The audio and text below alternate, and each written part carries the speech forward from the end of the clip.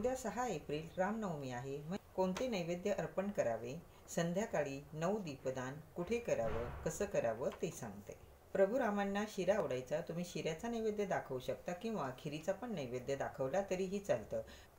नैवेद्य अर्पण करताना त्यावर आठवणीने तुळशीपत्र ठेवावं. तुम्ही सकाळी संध्याकाळी नैवेद्य दाखवू शकता. एकदा तरी रामरक्षेचं पठण करावं. सकाळी किंवा संध्याकाळी रामरक्षा म्हणावी. मारुती स्तोत्राचं पठण करावं. संध्याकाळी 9 दिव्यांचं दीपदान कसं करायचं?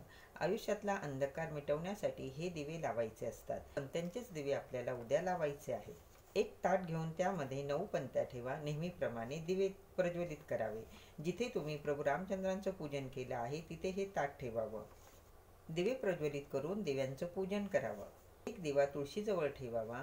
दिवे तुम्ही मुख्य दरवाजा बाहेर पण ठेवू शकता किंवा जिथे दिवे सुरक्षित राहतील अशा जागी दिवे ठेवावे. उद्या दिवसभरात श्रीराम जय राम जय जय राम याचं मनन करावं.